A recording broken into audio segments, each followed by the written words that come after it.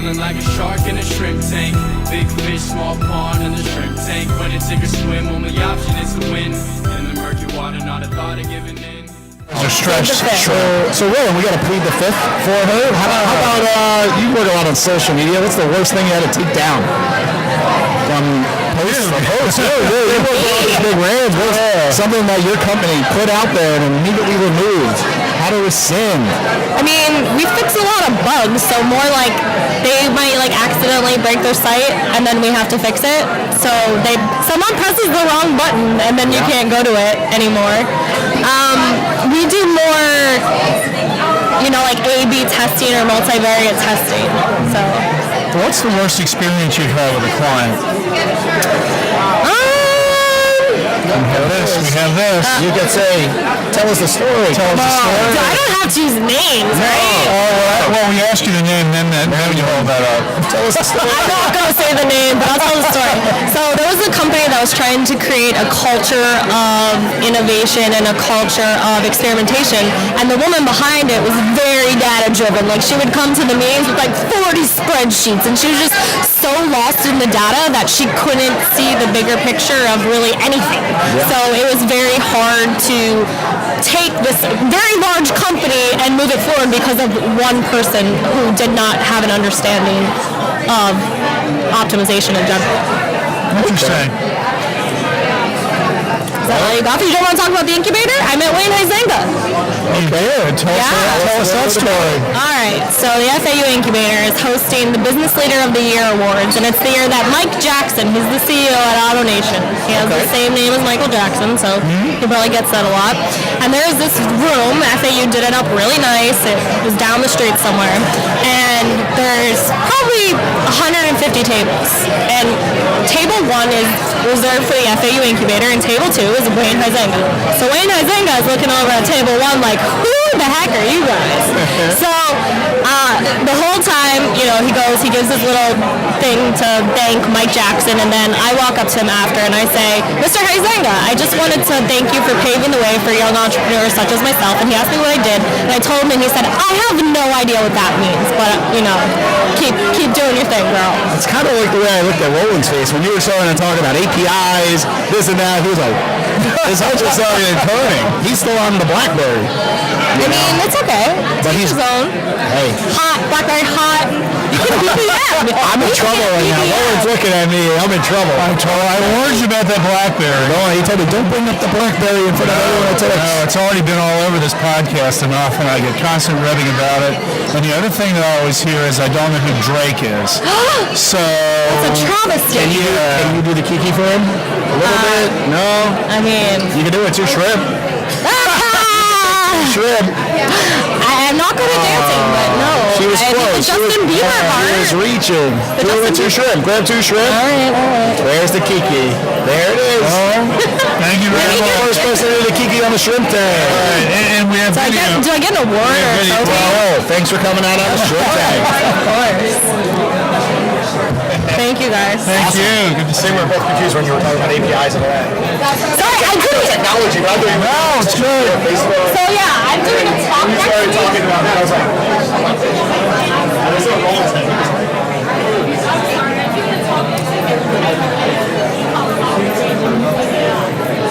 How you doing? Good to see you. Great. So we're just going to. This is a podcast we do. I might have mentioned it the other day, and we'll just ask a few questions. You can introduce yourself, talk about the company a bit. Then we have some questions where we might ask you about something. You can say it's hot or not. If we ask you an embarrassing question, you can plead the fifth. It's recorded. It's being recorded here, and video as well as audio. Jason, there. You met him the other day. He might give you a sense of what he's going to do with all this. I guess he's going to send it up there and put it on our website at some stage. And we'll probably ask you a little bit about what's going on in here that you got. I'd like to know what what the key thing is you take away from it so far. I think I talked to my person under the seat, did I? You did. Well, when you can put his headphones on. Yeah, you want to put your headphones on? Yes. Get directions here. So there's the hot or not. The hot knot's on the other side, and there's just the play the fifth has one. Okay. I have some ideas for him. Yeah, you know. Thank you.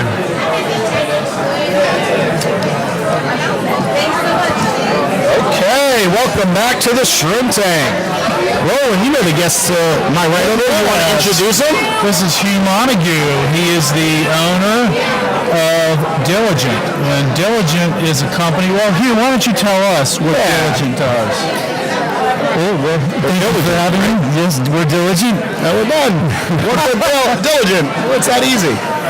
At Diligent, we do new construction termite treatments. That's what we started doing. And recently, about a year and a half ago, we started doing concrete recycling, concrete washout, and we're also working on some technology things. So for the guests listening, what does that mean? I think they hear concrete washout and they're like, we wash it? Explain it a little bit. All right, so on job sites, the ready-mix concrete trucks come out to the job site with the concrete. When they're finished, there's still a little bit left, and they wash out the sheets to make sure they keep the trucks clean, and they wash that out in our containers, and we take that when it's filled, and we recycle the concrete. So the concrete doesn't stick to the truck. So wherever, yeah. Yes. Yeah. Okay, cool. You got a hot or not one for Roland? Well, let me ask you about growth and entrepreneurship in South Florida. Is that hot or not? It's hot. It's hot. It's hot. There it is. Hot. And how about assistance for small business in South Florida? Is that hot or not? That's hot. Okay. How so? What's available to small businesses like yours in South Florida? There's a lot of great networking opportunities, great associations to belong to network, and there's universities and people like yourself that are out there to help assist entrepreneurs and small businesses. Good answer. Yeah. I like that part. You said people like yourself, Roland.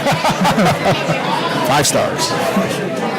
Okay, is that hot? So yeah, it's hot. That's very hot. So let's go into some of the marketing for your business. You know, we talk about a lot of tech businesses. Yours is not on the tech side. Tell us a little bit about what makes your business a little different on the marketing end. You know, we see a lot of businesses, flooring companies, roofing companies. Marketing's horrible. You right?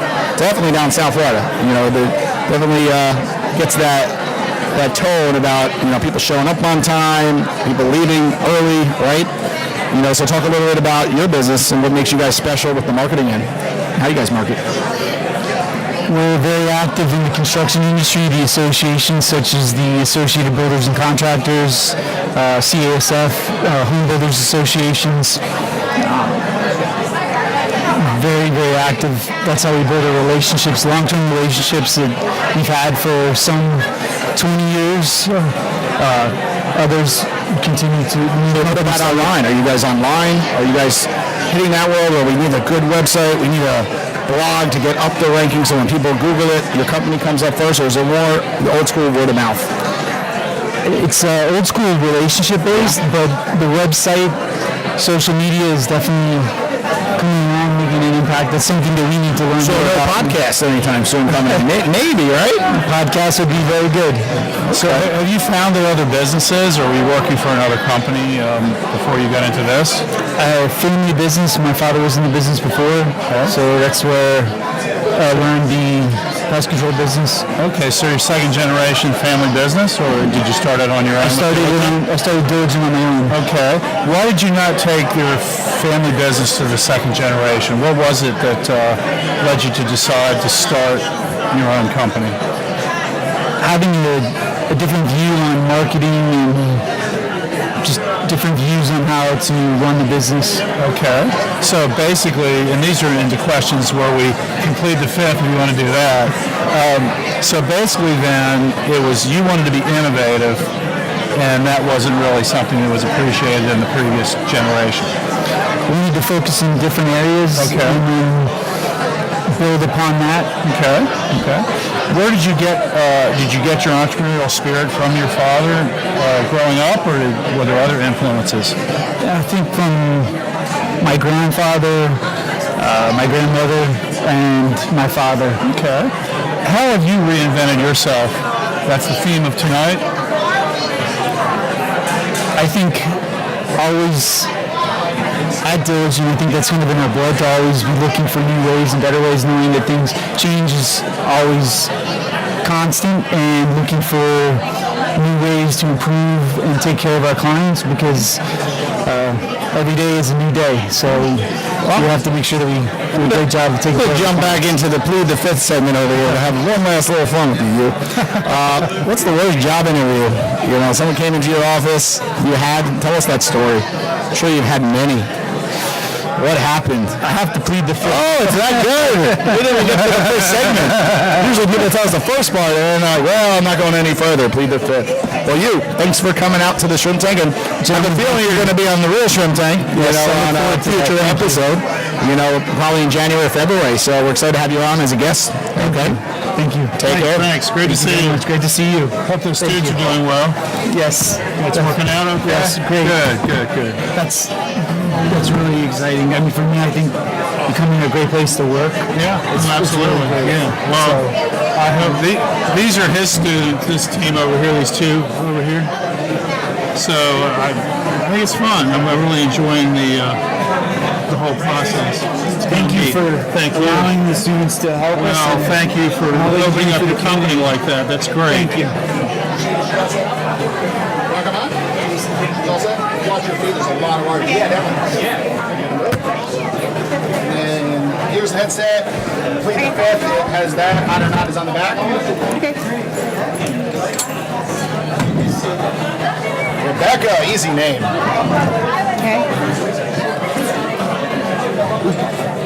Okay. We got Rebecca sitting in the Shrimp Tank today. So, Rebecca, tell our audience a little bit about yourself. I'm a teacher, and I'm also an author. I have 72 different titles, children's art books in English, Spanish, and Haitian Creole. Wow, 72. That is a big number. And you're here in Boca. I live in Lake Worth. Okay. Where are your books sold? On the internet, or are they sold in bookstores? Or? My books are distributed by Violet School Solutions. They're the biggest seller of books to school libraries, because my books are for children. They're for grades 3 to grade 8. Okay. Well, I was going to ask you hot or not printed books or, the Kindle, but I guess if it's 2 to 8, I think it's going to be printed books. But in general, because you are an author, is the Kindle hot or not right now? And what about printed books, hot or not? I don't really know I don't really know what percentage of the market Kindle has in schools. I don't think it's that high. I'm not sure. Probably not for the 3 to 8, but I guess, let's say 21 on. Is it hot right now or no? Is it kind of fading? It was hot for a little bit? I'm afraid to say I'm not. Okay. I don't know about that. So how did you get into writing books?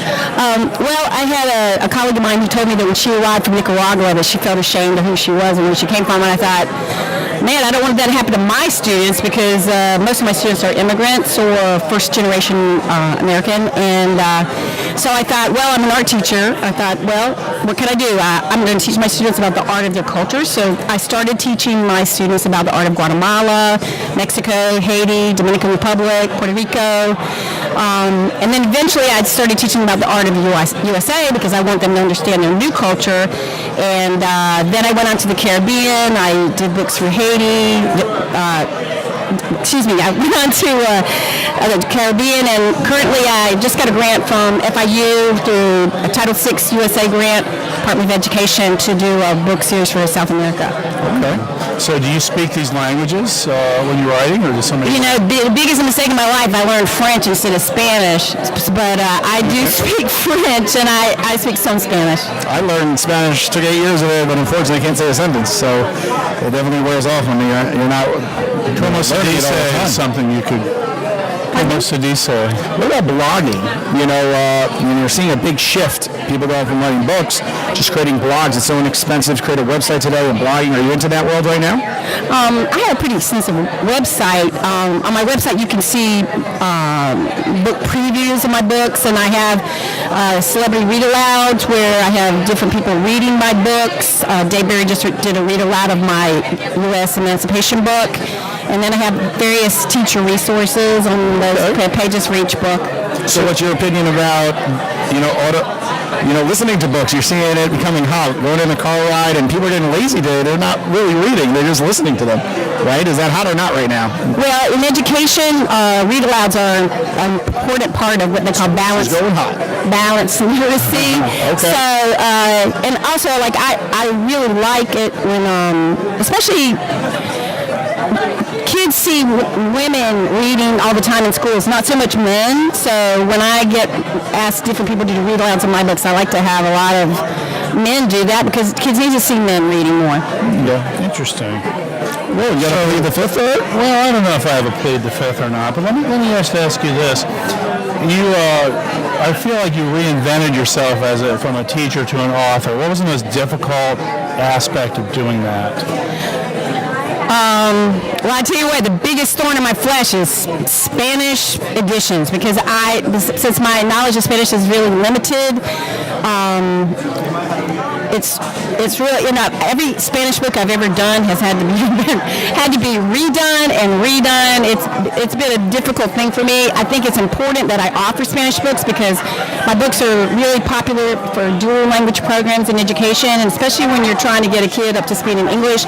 It's been established that the fastest way to do that is put a kid in a dual language program. So those programs have to have both English and Spanish. But for me personally, it's been really a challenge finding the right people to write the Spanish edition. So that's been the most difficult thing for me. Let me ask you a tough question since we're sitting here. There's so much emphasis on bilingualism in the United States. People come to this country and they're not necessarily encouraged to learn English. And is that a disservice to them? Should they be taught English more than they are, as opposed to setting up different systems? Is that helping them, or is that really hurting them? Well, my goal is twofold. First of all, I want every kid in the United States of America to be proud of who they are and where they came from. And that's whether you're native born or whether you're an immigrant or whether your parents immigrated from another country. That's primary for me. Secondary is I want every kid to pass the English Language Arts State Assessment, whether you're in Utah or Florida or New York City. Every kid has got to pass the English Language Arts Assessment. If they don't, they will not graduate from high school. And what kind of life are they going to have in the United States of America if they cannot graduate from high school? So that's my second. That's really important to me.